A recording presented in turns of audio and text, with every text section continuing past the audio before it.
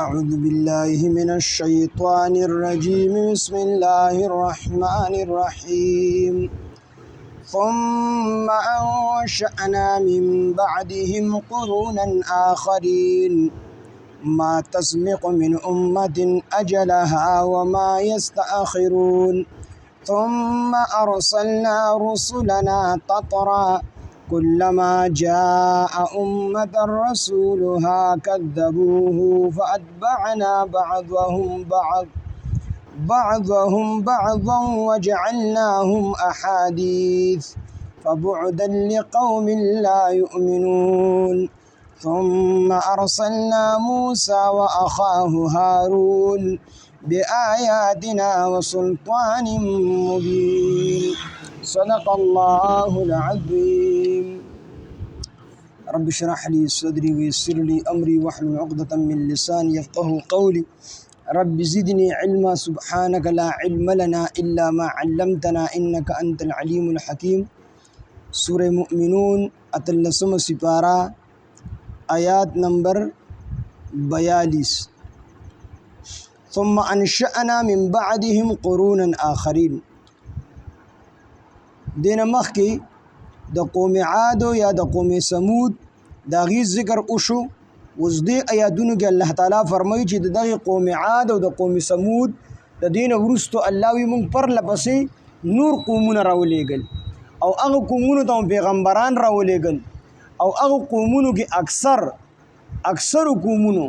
او اکثر خلکو هغه خبره اونه منله نو الله تعالی وی هغه هم د دې په شان تبا کړل څنګه چې ما قوم عاد او قوم سمود تبا کړی دي نو دغه ټول واقعیت بیانېږي د نور قومونو ثم انشأنا بیا موږ پیدا کړل من بعدهم رستو د دوینا یعنی رستو د عادیانو د سمودیانو نه قرونا آخرین نور پیړی قرونا پیړی آخرین نور پیړی نور امتونه مدینه ورستو پیدا کړل ما تسبقو نوړاندې کېږي من امتن د یو امتنا اجلها نیټه د هغې وما یستأخرون او نو وروستو کېږي نیټه د هغې الله فرمایل چې د الله تعالی په علم کې د عذاب دپاره په کوم قوم باندې کوم وخت مقرر دی نو هغه وخت مقرر دی هغه نه وروستو کېږي عذاب د هغه وخت نه او نه د هغه وخت نه عذاب را مخکې کېږي الله چې څنګه لیکلي کړي دي او څنګه د الله تعالی په علم کې دا کم وخت او کم ټیم او کم سکند او کم منټ چې په دې وخت باندې او په دې باندې عذاب راځي نو په هغه ټیم باندې او پې راځي نه د هغه ټیم نه وړاندې په دې باندې عذاب راځي نه د هغه ټیم نه وروستو په دې باندې عذاب راځي که نه ډېرو قومونو بلکې مشرکینو د رسول الله صلی الله علیه وسلم نه بار دا سوال کو چې ته ګورې په رښتونې باندې کو چې ته په رښتونې نه موږ باندې عذاب راوله که عذاب راوله په موږ باندې موږ ته پته ولګي اسمان به موږ باندې راتاو کا عذاب را باندې راوله خو الله تعالی فرمایل نه زما خپل یو نیټه چې کوم ما مقرر کړې ده په هغه مقرره نیټه او په دې باندې عذاب راځي د هغې نه وروستو کېږي د عذاب او نه کوم مخکې کېږي نو دلته هم الله تعالی فرمایي چې ما تسبقو نه وړاندې کېږي من امتن د یو امت نه اجلها نیټه د هغې یعنې نیټه د هغې د عذاب وما یستاخرون او نه وروستو کېږي نه مخکې کېږي نه وروستو کېږي ثم ارسلنا بیا موږ راولېږل رسلنا خپل پیغمبران تطرا پرله پسې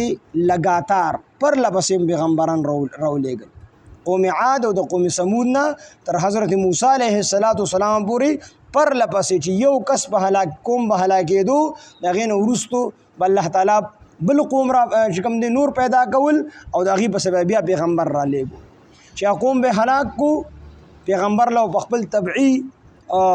مرګ باندې چې کوم دی مرګ راغی وفات پشو پیغمبر د دنیا نه به رحلت وفرمایو بل قوم به الله پیدا کو هغې ته به نوی پیغمبر راولیږو نو پرله پسې پیغمبران الله تعالی د حضرت موسی علیه السلام پر رالیږل او دغه شان معامله به هغې به خبره نه منله پیغمبر تکذیب به کو الله به عذاب را اوس ختم به ثم ارسلنا بیا موږ راولېږل رسولنا جمع ده زمون پیغمبران زمون استازي تترا پرله پسې کلما جاء هر کله به چې راغی امتن یو امت ته رسولها رسول د هغه پیغمبر د هغې قوم د هغې امت کذبوه نو دوی به دروغ وګڼو هغه لره د دروغو نسبت به یې وکړو هغه ته چې ته پیغمبر نه تا د ځان نه دا خبرې جوړې کړي دي او د ځان نه دا دعوه کړې ده چې الله تعالی زه پیغمبر جوړ کړم نو د دروغو نسبت به پیغمبر ته وکړو کذبوه نو دوی به دروغو نسبت وکړو هغه پیغمبر ته نو فاتبعنا نو پس مونږ به ورپسې شو فاتبعنا صحیح معنی څه ده فاتبعنا پس هلاک کړل مونږه بعضهم بعضا بعضې د دوی نه بعضې چې کومو خلکو به د پیغمبر تکذیب وکړو نو الله تعالی وی بعضهم مونږ به هلاک کړل بعضو لره بعضا بعضې وجعلناهم او مونږ به وګرځول هغوی لره احادیثه قصې د عبرت خلکو به صرف کیسې اورېدې نور د هغه قوم به موږ نوم او نشان ختم کو چې بل قوم به راغی نو هغې ته به صرف هغه پیغمبر هغه واقعات بیانول چېرته داسې یو قوم تېر شوی دی باقاعده د هغې هغه نښې نشانات به هم معمولي چې کوم دی ښکارېدل وران کنډرات به چې کوم دی پراته وو نو هغه نښې به وې خو چې کوم خلک به الله هلاک کړي د هغې به نوم او نشان نه صرف د عبرت کیسې به کېدلې چې دې خلکو د پیغمبر خبره ونه منله الله نیس او نابود کړل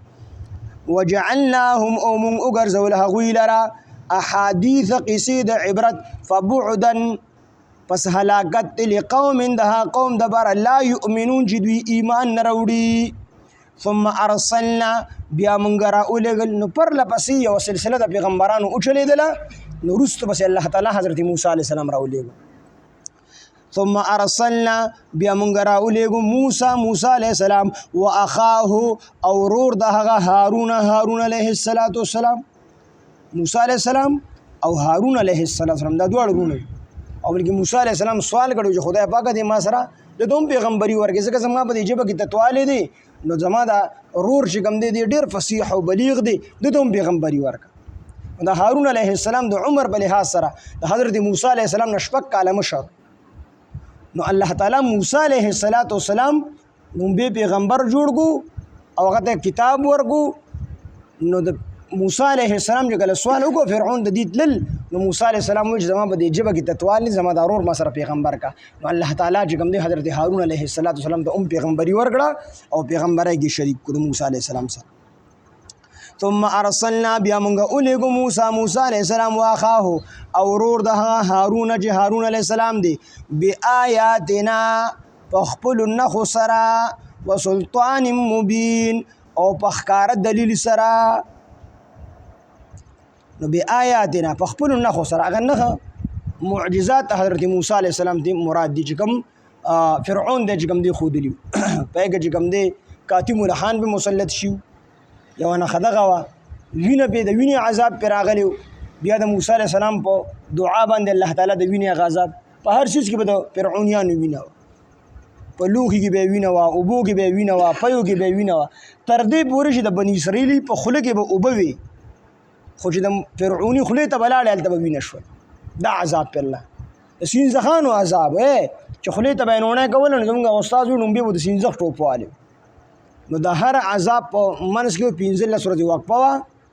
او یو عذاب به پرې راتلو فرعون به وایي زه ایمان راوړم موسی علیه السلام ته به وي یا موسی علیه السلام الله نه سوال وکړي چې دا عذاب رانه لرې شي نو دا 9 قسمه عذابونه الله تعالی دا په حضرت په فرعون باندې د حضرت موسی علیه السلام په واسطې سره راوستي دا عذابونه پرې رالل موسی علیه السلام به بیا دعا وکړه عذاب به دفع شو 15 ورځې وقفه به وه فرعون به بیا ایمان رانه وړو الله به بل عذاب نو 9 عذابونه د دې نه مراد دي چې بې آیاتنا په خپلو نښو سره نښو 9 عذابونه دي چې په هغې کې د کاتم الخان وو په هغې کې سینځخان د وینې عذاب و سیلې وه تیزه دا 9 قسمه عذابونه مخې ته چې کوم دي تېر شوي دي په سوره اسراء کې سوره کهف کې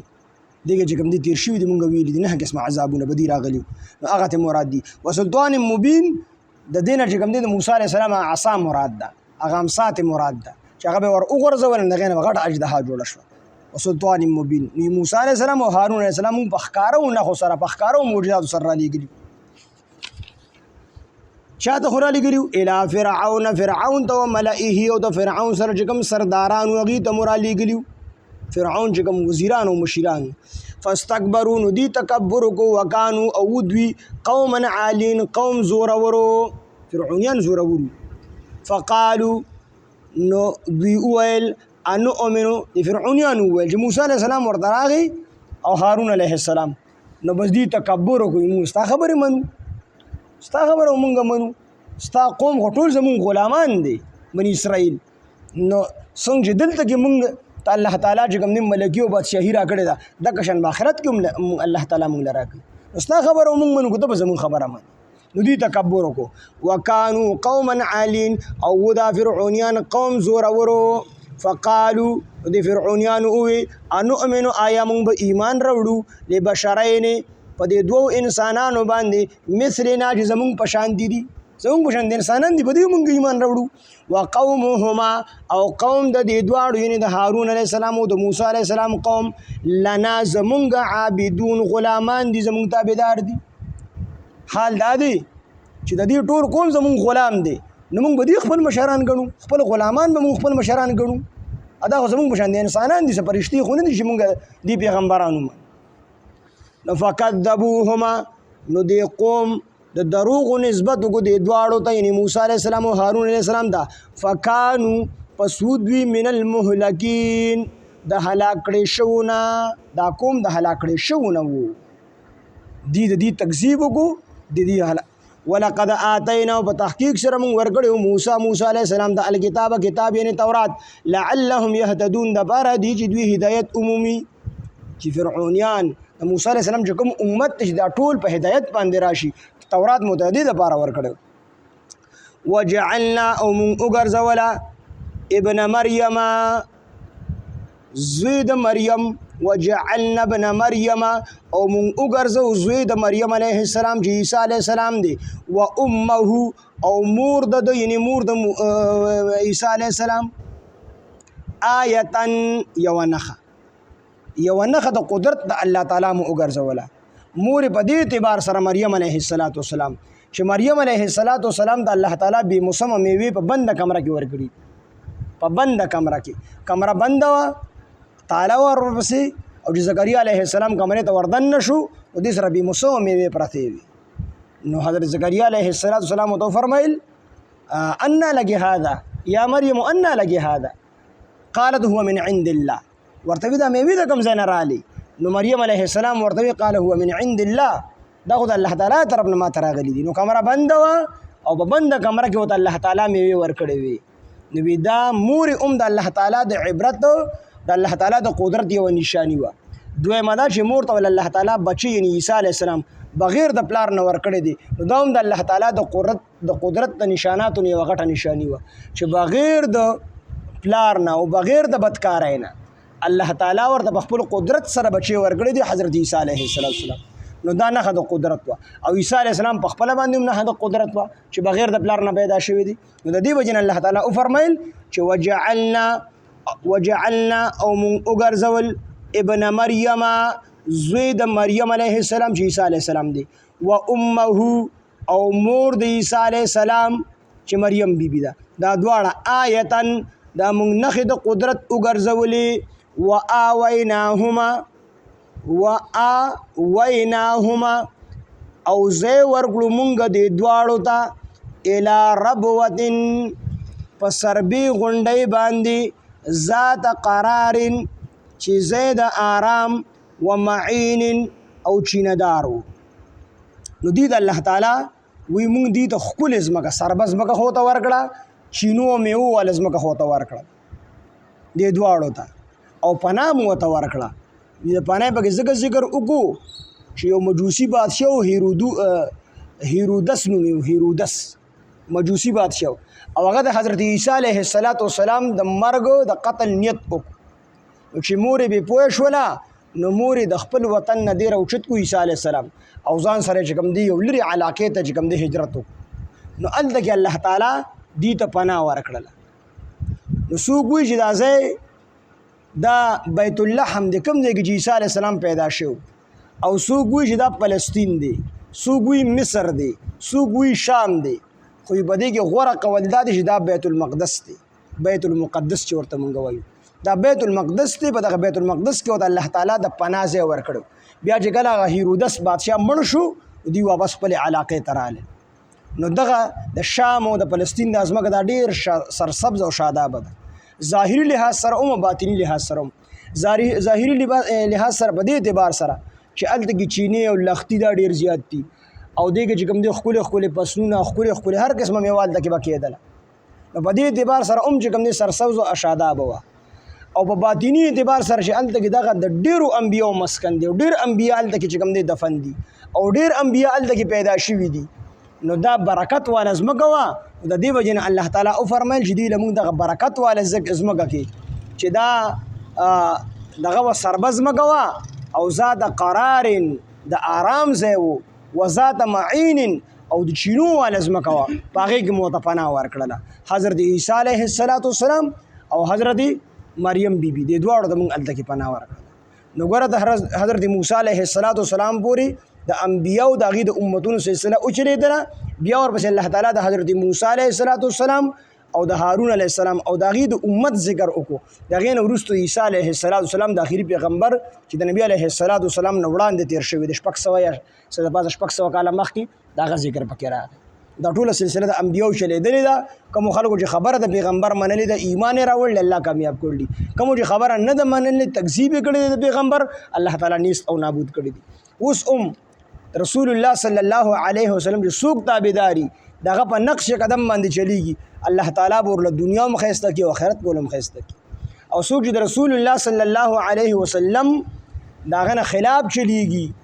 او په هغه ایمان نه راوړي نو دنیا هم تباه ده او آخرت پرې هم تباه. دا د اول نه واخلې د ازل نه او تر اخره پورې د الله تعالی دغه قانون دی چې څوک د پیغمبر تابعداري وکړي دغه خبره ومني الله یې کامیابي او څوک یې نافرماني وکړي الله تعالی یې تباه کړي. ثم انشأنا بیا مونږ راولېږل بیا مونږ پیدا کړل من بعدهم وروستو د دوی نه یعنې وروستو د عادیانو سمودیانو نه قرونا آخرین نور امتونه نورې پیړۍ ما تسبقو نه وړاندې کېږي من امت د یو امت نه اجلها نیټه د هغه د عذابو وما یستاخرون او نه وروستو کېږي. ثم ارسلنا بیا مونږ راولېږل رسلنا خپل پیغمبران تترا پرله پسې لګاتار کلما جاء هر کله چې راغی امتن یو امت تا رسولها رسول د هغې امت پیغمبر د هغې امت کذبوه نو هغوی به دروغ وګڼو هغه لره نو فاتبعنا پس هلاک کړل بیا به مونږ هلاک کړل بعضهم بعضا بعضې د هغوی نه بعضې وجعلناهم او مونږ به وګرځول هغوی لره احادیث کیسې د عبرت فبعدا لقوم لا یؤمنون پس هلاکت دی د هغه قوم دپاره چې هغوی ایمان په خپل پیغمبر نه راوړي. ثم ارسلنا بیا مونږ راولېږل موسی علیه السلام واخاه هارون علیه السلام واخاه ورور د هغه هارون چې هارون علیه السلام دی بآیاتنا په خپلو نښو سره وسلطان مبین او په ښکاره دلیل سره الى فرعون ته وملئه او د فرعون وزیرانو مشیرانو ته فاستکبروا نو دوی تکبر وکړو وکانو قوما عالین او دوی یو قوم زورورو فقالو نو دوی فرعونیانو وویل انؤمنو آیا موږ به ایمان راوړو لبشرین په دوو کسانو دوو انسانانو باندې مثلنا چې زموږ په شان دي وقومهما او قوم د دې دواړو لنا عابدون زموږ غلامان دي په دې صورت کې به دوی ایمان راوړو فکذبوهما نو دوی تکذیب وکړو د دې دواړو یعنې دا دواړه پیغمبران دروغ وګڼل فکانو من المهلکین او شو دوی من المهلکین د هلاک کړی شوو نه ولقد آتینا په تحقیق سره موږ ورکړی موسی علیه السلام د الکتاب کتاب یعنې تورات لعلهم یهتدون دپاره دوی چې دوی هدایت ومومي وجعلنا ابن مریم او موږ وګرځو زوی د مریم علیه السلام و امه او مور د هغه یعنی مور د هغه چې زوی د مریم علیه السلام چې عیسی علیه السلام دی و امه او مور د هغه یعنی د عیسی علیه السلام مور آیتن دا دواړه منخې د قدرت ته الله تعالی وګرځولې و آویناهما او ځای ورکړو موږ دې دواړو ته الی ربوتن په سربه غونډۍ باندې ذات قرار چې ځای د آرامو و معین او ځای چینهدارو. سبحان الله بحمده سبحانک اللهم بحمدک اشهد ان لا اله الا انت نستغفرک ونتوب الیک سبحان ربک رب العزة عما یصفون وسلام علی المرسلین والحمد لله. بلګره